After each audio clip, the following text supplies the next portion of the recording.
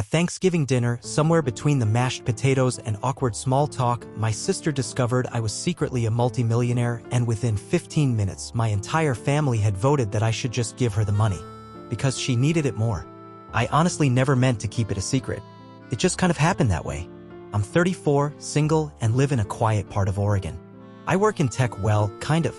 I used to be a back-end developer. 10 years ago, I joined a tiny startup with 2 college friends. We built a data analytics tool, sold it to a major company for low 8 figures, and suddenly I had more money than I knew what to do with. I stayed on as a consultant for a while, then dipped out completely and started investing quietly, conservatively, boringly. I'm not a yacht and silk scarf kind of guy. I live in a 2-bedroom house that still has the same cracked mailbox from when I bought it. I drive a Honda CR-V. I shop at Costco. I wear Target hoodies. You get the picture. My family always assumed I was just doing okay. They think all tech jobs are underpaid unless you're in Silicon Valley, and even then they picture Google interns living off ramen. So when I'd come home for the holidays, I never corrected them. I didn't lie, I just didn't say much. Especially not to my sister, Amanda. Amanda, 31, is the golden child. She's got 2 kids under 5, a husband who can't hold a job longer than 6 months, and a chronic victim complex that somehow sucks the oxygen out of every family gathering. She's also the kind of person who says things like, "I don't trust banks," but asks you to Venmo her $600 until Friday. Still, I love my niece and nephew. And I try to keep the peace for my mom's sake. So when I got the Thanksgiving invite this year, Mom's place, same as always, I decided to go. Everything was normal at first. Turkey stuffing, the same awkward political jokes from Uncle Barry. Then, about halfway through dinner, Amanda asked what I'd been working on lately. I said something like, just a few investments, nothing major. She pressed. What kind of investments? Just tech stuff. Private equity, startups here and there. Oh, like Shark Tank? She laughed. I shrugged. Kind of. Then my cousin, who apparently had no idea it was still a secret, piped up from the end of the table. Didn't you buy that lake house with your crypto payout? He said, mouthful of sweet potatoes. What was it? $11 million after taxes. The room went dead silent. Amanda froze mid-sip of her wine. My mom's fork clinked against her plate. Even my dad, who usually barely looks up from his food, blinked like someone had smacked him. You what? Amanda asked, voice sharp. I felt the blood drain from my face. I tried to play it off. It's not like that. I don't just have piles of cash sitting around. I reinvested most of it. But it didn't matter. That one sentence had already blown the lid off. She stood up. You've been sitting on millions of dollars while we've been scraping by? I had to start a GoFundMe for daycare last month. It's not your money, Amanda, I said, trying to stay calm. I didn't take it from you. And that's when the conversation turned into something else entirely. Amanda went full soap opera, tears welling up, rambling about how she and her husband were drowning in debt, how unfair it was, how I always got everything handed to me. Spoiler alert, I absolutely did not. My aunt chimed in. But you don't even have a family to support, honey. Amanda needs it more. My uncle, who once asked me to help him download Gmail, nodded along. We should take a vote, he said. Like this was Survivor and my bank account was up for tribal council. I laughed. I actually laughed. You're joking. They weren't. One by one, hands went up. Amanda's. My mom's. My aunt. My uncle. Even my dad raised his without even looking up. All of them voted that I should give Amanda a portion of the money. No one defined what a portion meant. No one asked how I felt. Amanda looked at me like she'd already won. I sat there in stunned silence, half a piece of pumpkin pie in front of me, trying to process what had just happened. They treated my success like it was a group project I forgot to share credit for.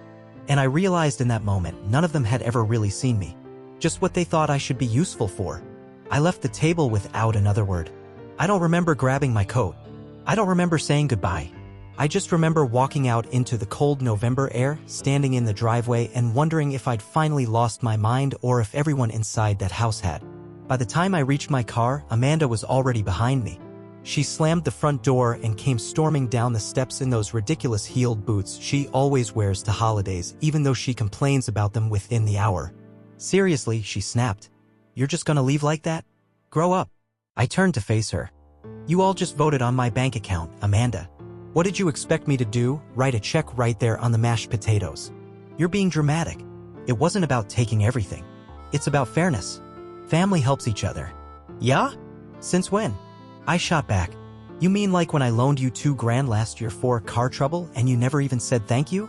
Or when I paid for Mom's roof repairs without telling anyone because I knew you'd find a way to say I was showing off? She blinked but didn't deny it.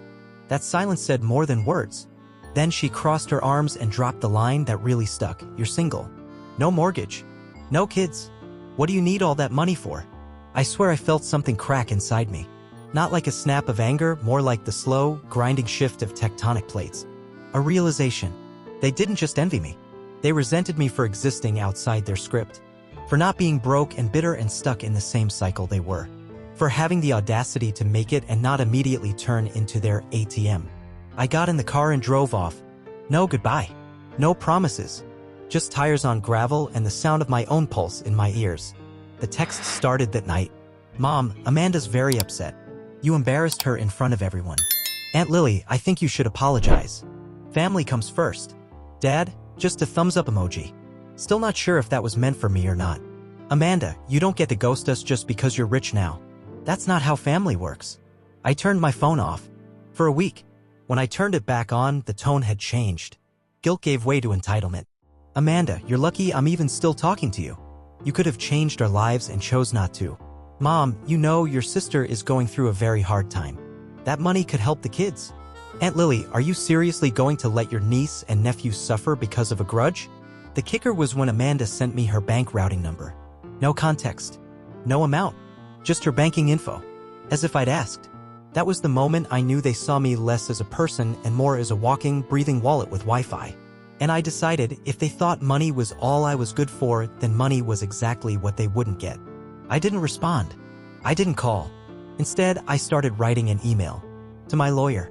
I'd had a trust set up years ago, but I updated it that week. Everything, my investments, properties, assets, was going to charity if I died unexpectedly. No next of kin claims. No contested wills. Everything airtight. I even added a clause, if any family member attempts to access these funds through manipulation, coercion, or public complaint, all inheritance eligibility is permanently voided.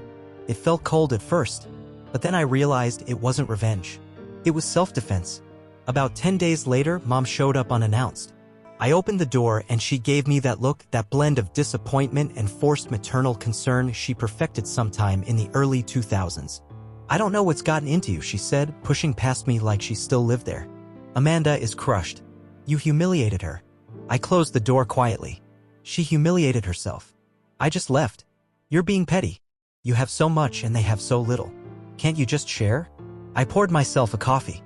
No offer for her. She noticed. No, I said. Because I earned it. And because they don't want help, they want a payout. There's a difference. She stared at me like I was speaking another language. Maybe I was. She left after 20 minutes. Said she was disappointed in the man I'd become. I didn't say it aloud, but I was finally proud of the man I'd become. For once. It had been nearly a month since the Thanksgiving ambush, and the silence from Amanda was almost peaceful. Almost. I should have known it wouldn't last. The peace shattered one morning with a text from my cousin Jenna. Heads up, Amanda's putting your family betrayal on Facebook. Tagging everyone. Even your high school friends. She's unhinged. And sure enough, when I opened Facebook, there it was.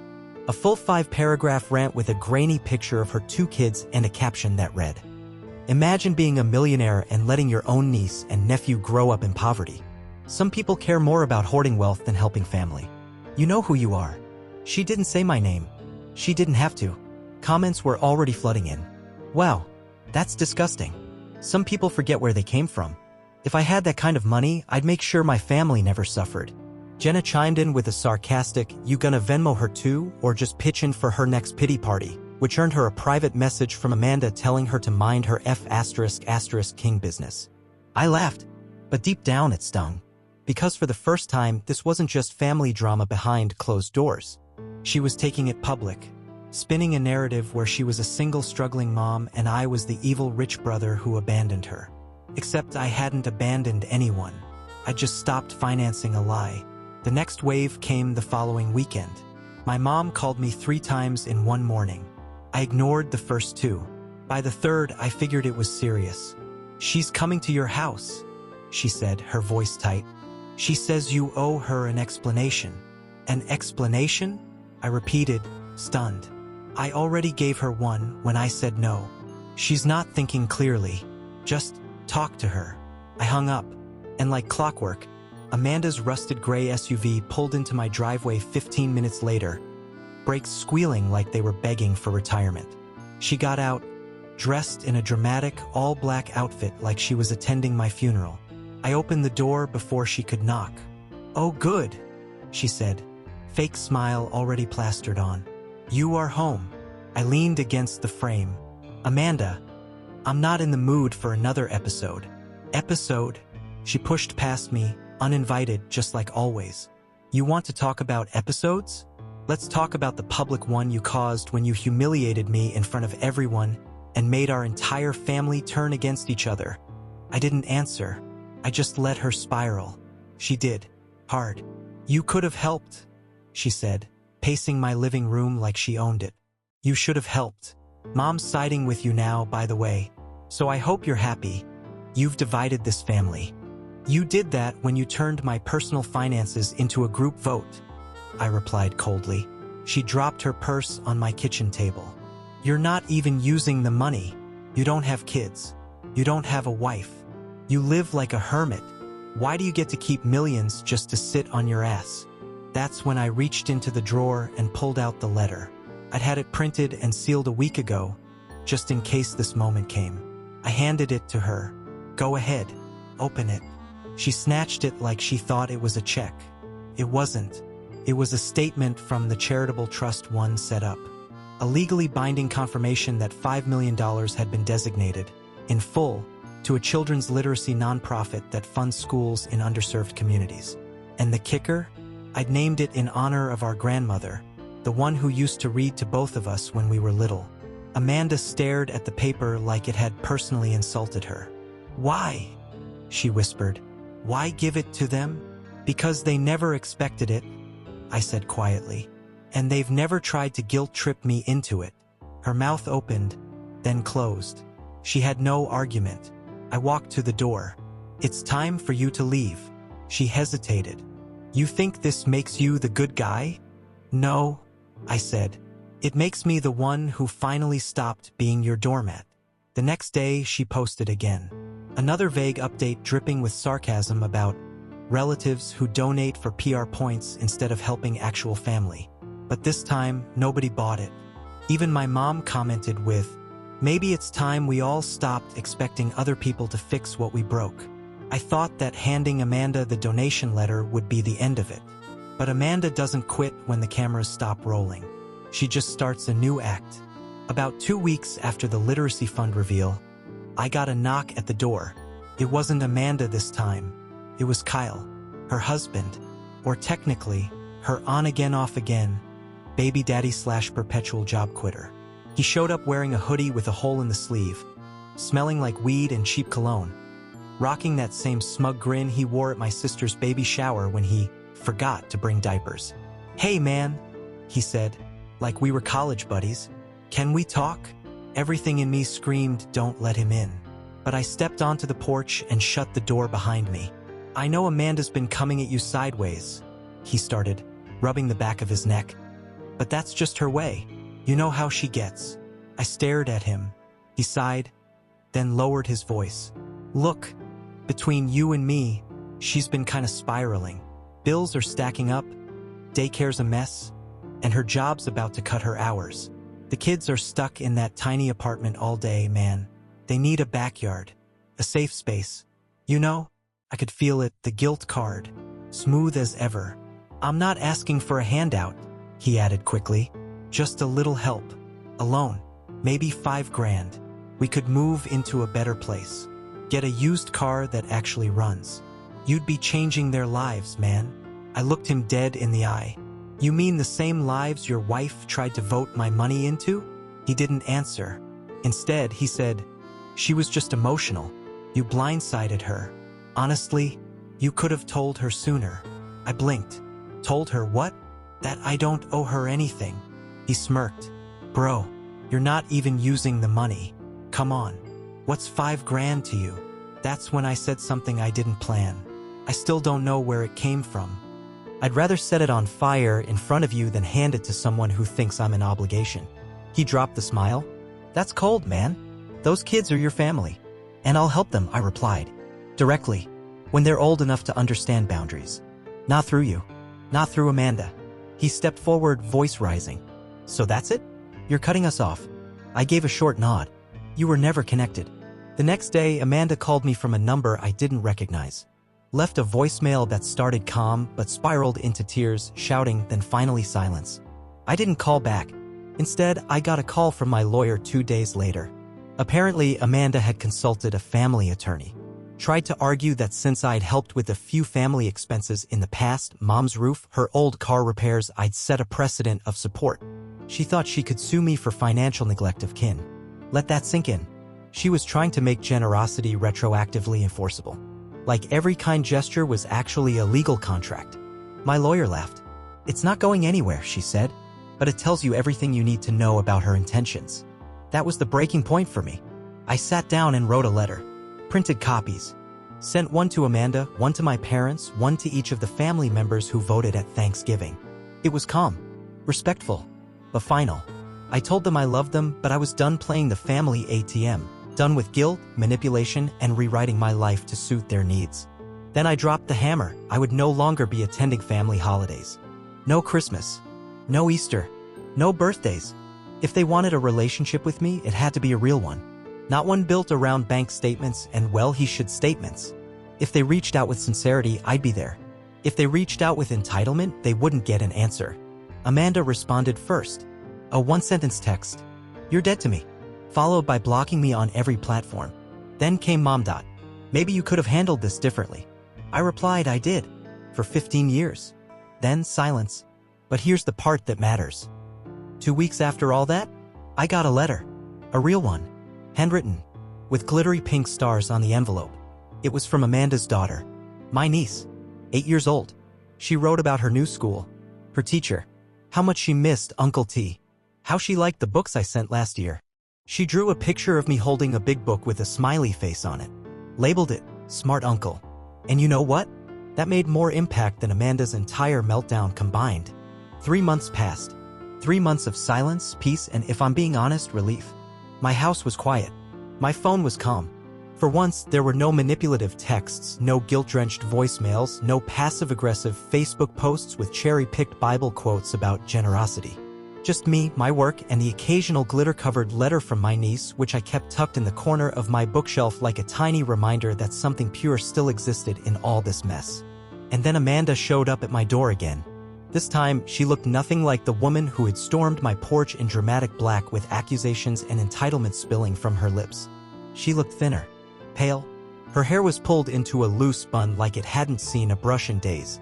She held a plastic grocery bag in one hand and her phone in the other, her thumb hovering like she wasn't sure whether to call or throw it. I didn't open the door right away, just stared at her through the window. She stood there for a solid minute, then knocked twice. Softly, I cracked the door. I'm not here to fight, she said immediately, eyes wide, hands up like I might call the cops. I didn't know where else to go. I let out a breath I didn't know I was holding and stepped outside, shutting the door behind me. No invite in. She didn't ask for one. Her voice was shaking. We got evicted. I stayed silent. She swallowed hard. I didn't read the final notice in time. Carl told me he was paying it. He lied. There it was. The real reason. Not some grand apology. Not a come-to-Jesus moment. Just another fire, and I was the only extinguisher she knew how to beg from. We've been sleeping at his cousin's place the last few nights. The kids are miserable. There's no room. It's not safe. Still, I said nothing. She looked at me, really looked at me. I know you probably hate me. I blinked. I don't hate you, Amanda. I just don't trust you. That hit her. Her face crumpled a little like someone poked a hole in her pride. She looked down at her shoes, mud-stained, worn-out flats. I messed up, she whispered. Okay? I know I messed up. I was jealous. You had everything handed to you. That was it. I raised my hand. No, I said. Stop right there. She froze. Let me correct that for the last time. I earned what I have. I worked for it. I built something. And you? You treated me like a piggy bank with a guilt complex. She said nothing, just stared at the ground. You don't get to rewrite my success as your injustice. She blinked quickly. Maybe to hold back tears. Maybe to stop herself from exploding. I didn't care. I was done being the mirror for her resentment. But it's the kids, she said. They don't deserve this. They didn't ask for it. I nodded slowly. You're right. They didn't. And I'd already thought about that. Long before she came to my door, I reached into my jacket and pulled out a folded piece of paper, handed it to her. She looked at it, confused. What's this? A contact? A family services liaison. She works with a nonprofit I donate to. They have emergency housing resources, counseling, financial literacy programs. I already called ahead and vouched for you. She stared at it like it might bite her. But there's a condition, I added. They don't deal with Kyle. You show up with him, they'll turn you away. She opened her mouth to protest. I cut her off. I'm not here to rescue you from your own choices, Amanda. I'm offering a ladder, but you have to climb it. For the first time in our adult lives, she didn't argue. She just nodded. Silent. Numb. I'm sorry, she said quietly. I believed she meant it at least a little. She turned to leave, then hesitated. Can I just ask one thing? She said. Why are you still helping me after everything? I looked her straight in the eye. Because I'm not you. She went. She called the nonprofit. She followed through. The kids were placed in emergency housing, a decent setup for temporary placement with school buses and stability. She cut ties with Kyle. Finally, Mom called me a week later. I don't know what you said to her, she murmured, but I've never seen Amanda like this. She's humbled. I didn't take credit. I just said, the fault is that Amanda hasn't asked me for money since. She sends photos of the kids occasionally, smiling, settled. My niece even wrote me another letter. This one had glitter and macaroni glued to it. On the front, she wrote, You're the reason I still believe in superheroes. It was a gray, rainy Saturday in early spring when Amanda texted me. Hey, I know you're busy, but any chance you'd want to grab coffee sometime? Just to talk. No hidden agenda. Promise. I stared at the message longer than I should have. Part of me wanted to ignore it. Another part remembered the look in her eyes that day on my porch. Not entitled. Not angry. Just hollow. I replied, sure. Tomorrow. We met at this small local cafe halfway between our neighborhood's neutral ground. I got there early, ordered 2 coffees, black and oat milk, the way she used to take it before she started cycling through fad diets. She walked in 10 minutes late, looking less wrecked than the last time I saw her, but still tired in that deep, behind-the-eyes kind of way. We sat in silence for a bit, sipping. The rain tapping the windows helped fill the air between us. Finally, she spoke. I don't know how to undo what I said. What I did. I didn't rush to respond. I'd learned something over these last few months. When someone's finally being real with you, you don't interrupt it. You let it bleed out messy and slow. I was so focused on surviving, she said, voice barely above a whisper, that I didn't care who I hurt along the way. I blamed everyone else because it made it easier to not look in the mirror. I nodded once. Let her continue. I used to tell myself you had it easier. No kids. No marriage. No responsibilities. That's how I justified it. But the truth is, I didn't want to admit you were better at life than me. That's not true, I said quietly. Her eyes shot up. You made mistakes, I added. But so did I. For years, I let you think it was okay to walk over my boundaries. I smiled and nodded and kept handing things over, hoping one day you'd just appreciate me. That was my mistake. She blinked fast, like she might cry, but she didn't. I miss when we were kids, she said. Before the money. Before Kyle. Before everything got so heavy. I miss it too, I admitted. She looked down. You think we'll ever get back to anything like that? I thought about it. About Thanksgivings that didn't feel like interrogations. About birthdays where love didn't come with receipts. About the dumb little things, her sneaking cookies when Mom wasn't looking, me covering for her every time. No, I said honestly. But maybe we can start something new. Something real. She nodded slowly. We sat in silence for a while after that, sipping the dregs of our coffee, letting the rain speak for us. Just as we were standing to leave, she hesitated and reached into her coat pocket. I brought something. She handed me an envelope. Inside was a hand-drawn picture from my niece. This one had 3 people, her brother, and me holding hands under a giant rainbow. Above us, in big crayon letters, it said, Family is who shows up. That night, I took the drawing home and pinned it to my fridge, right where it belonged. No more golden child. No more invisible ATM. No more tribal council votes at Thanksgiving. Just one man learning how to forgive without forgetting. Just one sister learning how to love without taking. Just one family broken, but maybe not beyond repair. Because sometimes the best kind of ending is the one that finally tells the truth.